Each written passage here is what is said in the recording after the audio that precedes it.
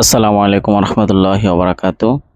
আজকে আমাদের টপিক হচ্ছে যে আয়তলেখ অঙ্কন করো। তো আয়তলেখ আসলে আমি বরাবর মতো তোমাদেরকে আগে প্রশ্ন বোঝাই।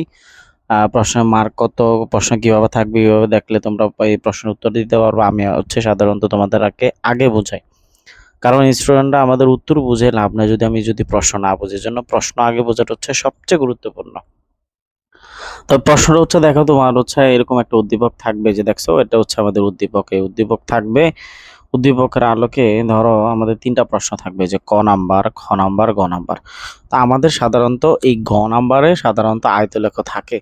এই যে গ নাম্বারে সাধারণত আয়তলেখ থাকবে, এই যে বর্ণনা সহ প্রদত্ত উপাত্তের আয়তলেখ অঙ্কন করো। তার মানে হচ্ছে তোমার একটা বর্ণনা দিতে হবে, আর আয়তলেখ, এই যে আয়তলেখ লেখাটা থাকতে হবে, লেখাটা থাকবে। আয়তলেখ অঙ্কন করে এটা মার্ক হচ্ছে দেখছো 4 মার্ক।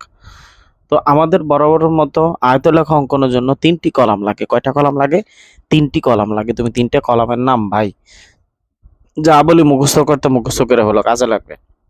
এই যে 3টা কলামের নাম দেখো, শ্রেণীবৃত্তি, অবিচ্ছিন্ন, শ্রেণীবৃত্তি, গণসংখ্যাগুলো টাটকা ধুমাইয়া মুখস্থ করবা।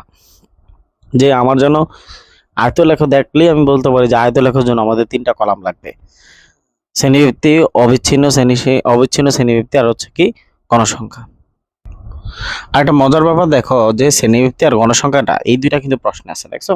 এই যে দুইটা কিন্তু প্রশ্নে আছে, শ্রেণীবৃত্তি আর গণসংখ্যা প্রশ্ন। তাহলে এই দুইটা তুমি প্রশ্নতে দেখে দেখে লিখতে পারো। শুধু আমাদের এটা একটু বের করতে হবে। এটা হচ্ছে একদম সিম্পল, বেশি আসলে কঠিন না, কিছুই না।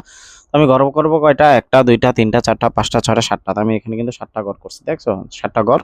আর কলাম হবে 3টা কলামের নাম মুখস্থ করো: শ্রেণীবৃত্তি, অবিচ্ছিন্ন শ্রেণীবৃত্তি, আর হচ্ছে কি গণসংখ্যা। তো আমাদের অবিচ্ছিন্ন শ্রেণীবৃত্তিটা কিভাবে বের করে আমি একটু সংক্ষেপে তোমাদের একটু বুঝাইয়ে দিই, একটু মনোযোগ সহকারে বুঝো। যে তুমি করো আচ্ছা, 51 আগে কত বলো তো? 50। তো 50.5 দিবা। আগেরটা আগেরটা এগোর করে কমবে, আর পরেরটা কিন্তু কমবে না, শুধু 0.5 বসাই দিবা। তাহলে 51 আগে কত? 50। এই যে 50.5, তারপরে কত? এটা কিন্তু বাড়বে না, এটা কিন্তু বাড়বে না। এটা দেখো 55.5, মানে 0.5 কমবে আর 0.5 বাড়বে। এটা হচ্ছে আমাদের কথা। তাহলে এটা কিন্তু যদি কমে, যদি এক কমে যায়, যদি 56 আগে কত? 55, ওই যে 55.5, তারপরে কত? 60.5। এই পরেরটা বাড়বে না, আগেরটা কমবে, পরেরটা কিন্তু কি বাড়বে না। তাহলে এটা 61 আগে কত বলো তো? 60। এই যে 60.5, তারপরে কি 65.5, তারপর আবার লিখছি যে 66 আগের 66 আগেও আমাদের একটু মিস্টেক হয়েছে মনে হয়, যে 66 আগে কত? 65। যে 65.5, তারপরে 70.5। তারপরে 71 আগে কত? 70। এই যে 70.5, তারপরে কি 75.5। তারপরে দেখো 76 আগে কত বলো তো? 75। দেখছো? এই যে 75.5, আর এটা কিন্তু চেঞ্জ হবে না, 80.5। এইভাবে হচ্ছে আমাদের অবিচ্ছিন্ন শ্রেণীসীমাটা আমাদের হচ্ছে তৈরি করতে হবে। তাহলে অবিচ্ছিন্ন শ্রেণীসীমাটা আমরা আশা করি তোমরা বুঝছো। তোমরা দরকার আমি আবার একটু বুঝাই দিই, দেখো 51 আগে কমবে, 51 আগে কত? 50, 50.5 বসাই দিবা। আর এটা কিন্তু কোনো কি হবে না, বাড়বেও না, কমবেও না। এটা যেভাবে সেভাবে থাকবে, শুধু একটা 0.5 দেখে দিবা। দেখছো? 56 আগে 55, 55.5, আর এটা হচ্ছে 60-এর কোনো বাড়বেও না, কমবে না, 60.5। আবার দেখো 60-এর আগে তো 100, 61 থেকে 60, 60.5, তারপর 65.5। এভাবে করে আমাদের অবিচ্ছিন্ন শ্রেণীবৃত্তি তোমরা করে ফেলবা। এবার হচ্ছে আমাদের গ্রাফটা আঁকার হচ্ছে পালা। তো গ্রাফটা কিভাবে আঁকি অবশ্যই তোমরা মনোযোগ সহকারে ভিডিওটি দেখবা। এবার হচ্ছে আমাদের গ্রাফটা আঁকার পালা। তো গ্রাফটা আঁকার জন্য সাধারণত আমাদের কি করতে হয়? তুমি হচ্ছে নিচে দিয়ে একটা দাগ দিবা, আর এই পাশে দিয়ে একটা দাগ দিবা। হয় লাল করে দাগ দিবা, না হলে নীল করে দাগ দিবা, যে কোনো একটা করে দাগ দিবা। তা আমরা নীল করে দাগটা দিই। এখানে একটু নিচে জায়গা রাখি, নিচে জায়গা রাখলে আমরা কিছু লিখতে হয়। তাহলে আমরা যদি নীল ঘরে দাগ দিই, তাহলে এই যে এখানে হচ্ছে আমরা এই যে নীল ঘরে দাগ দিলাম, দেখছো? নীল ঘরে বরাবর দাগ দিবা, সোজা করে দাগ দিবা। এই হচ্ছে আমাদের নীল ঘরে দাগ দিলাম। নীল ঘরে দাগ দেওয়ার পরে তারপর তুমি কি করবা? লাল ঘরে দাগ দিবা। তো লাল ঘরে আমরা যদি দাগ দিই, দেখছো? লাল ঘরে দাগ দিয়ে যদি আমরা দিই, এই যে এখানে আমরা লাল ঘরে দাগ দিলাম। হয় লাল ঘর না নীল ঘরে দাগ দিবা, তোমার অ্যাজ ইউ উইশ। তুমি যদি এখানে দাগ দাও, কোনো সমস্যা নেই, কোনো সমস্যা নাই। আচ্ছা, দাগ দেওয়ার পরে তুমি কি করবা? এখানে এই ঘরটা এইভাবে কাটা দিয়ে দিবা।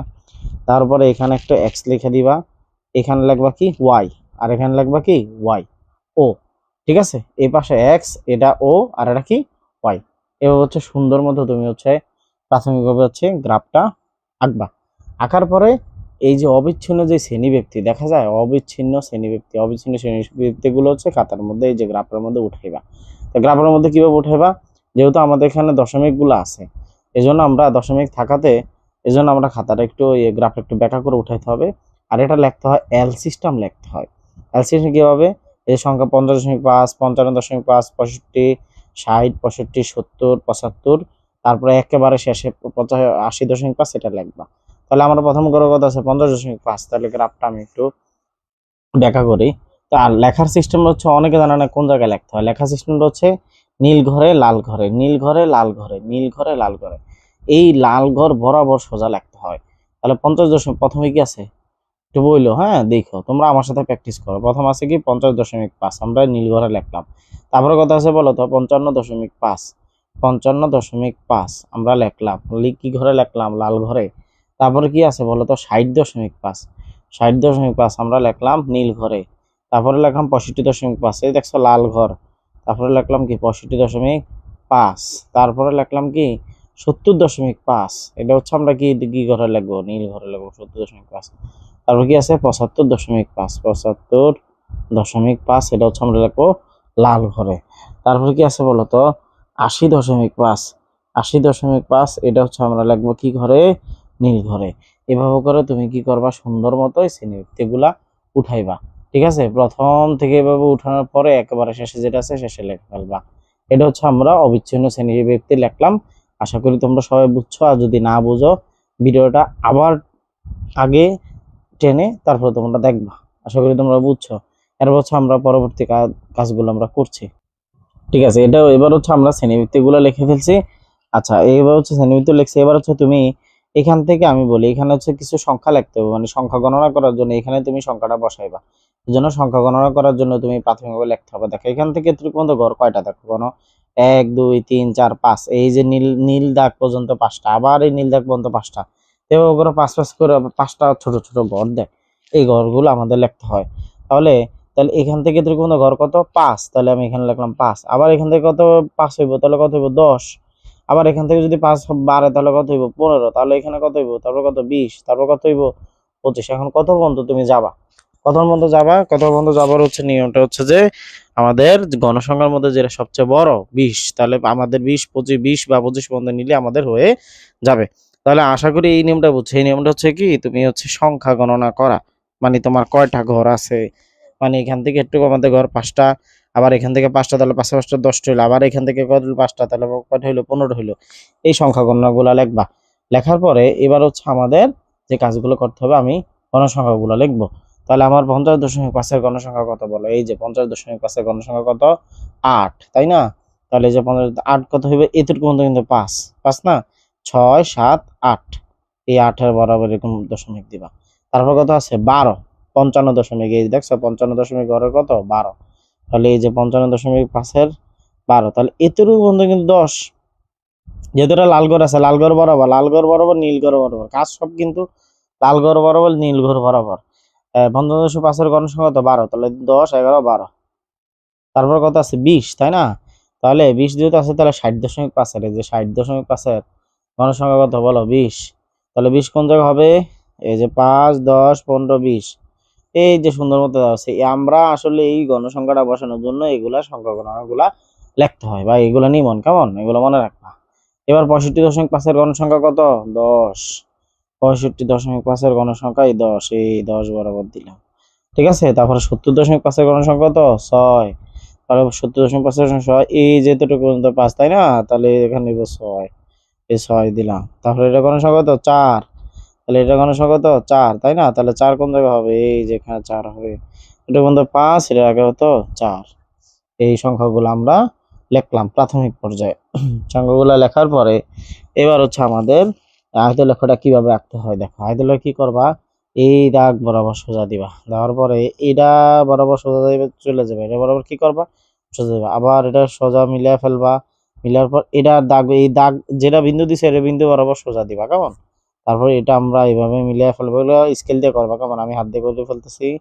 তারপরে আবার এভাবে সোজা দিবা, তারপর যে বিন্দুটা আছে এই বিন্দু বরাবর টানবা, আবার এখানে সোজা দিবা, এই বিন্দু বরাবর টানবা, আবার এখানে সোজা দিবা, যে বিন্দুটা আছে এই বিন্দু বরাবর টানবা, তারপর এখানে এটার সাথে মিলিয়ে দিবা। এটাই হচ্ছে আমাদের কি আয়ত লেখা। এবার একটা নিচের একটা বাংলা কথা লিখতে হবে। তুমি যে এই কথাগুলো লেখছো, এই লেখাগুলো লেখছো, ওগুলা কি লেখছো বলো তো? আমি যেগুলো লেখছি ভুলে গেছো? হ্যাঁ, আমি যে এই লেখাগুলো লিখছি এই লেখাগুলো হচ্ছে কি অবিচ্ছিন্ন শ্রেণীবৃত্তি, কি অবিচ্ছিন্ন শ্রেণীবৃত্তি। এই কথাটাই তাদেরকে লেখা দেখাই দিবে যে আমি যে অবিচ্ছিন্ন শ্রেণীবৃত্তি লিখছি, আমি তো আপনাদেরকে লেখা দেখাই দিছি। কেমন? অবিচ্ছিন্ন আমি শ্রেণীবৃত্তি লিখছি, লিখলাম। তারপরে তুমি যে এই সংখ্যাগুলো লেখছো কি দিয়ে কাজ করছো? গণসংখ্যা দিয়ে কাজ করছো। এটাই তাদেরকে লিখে দিবা যে আমি গণসংখ্যা দিয়ে কাজ করছি, গণসংখ্যা লিখলাম। কেমন? এই যে গণসংখ্যা লিখলাম। তাহলে এটা হচ্ছে আমাদের কমপ্লিটলি ভাবে একটা সুন্দর একটা আয়তলেখ আঁকলাম। আশা করি তোমরা সবাই বুঝছো।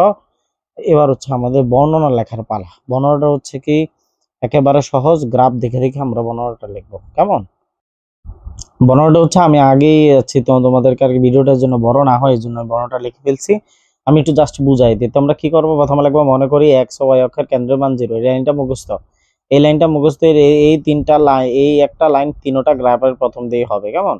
তারপর লেখছো কি এক্স অক্ষ বরাবর, এই যে এক্স এর বরাবর দেখছো ভাই, এক্স এর বরাবর কি লিখছি বলো তো? অবিচ্ছিন্ন শ্রেণীসীমা। এই কথাটাই খালি শুধু লিখে দেবে। বেশি কঠিন? একদম সহজ ভাষা। তুমি তোমার গাইড নোটটা দেখে অনেক কঠিন ভাষা লেখা, আমি তোমাদেরকে সহজ ভাষা লিখে ফেলছি।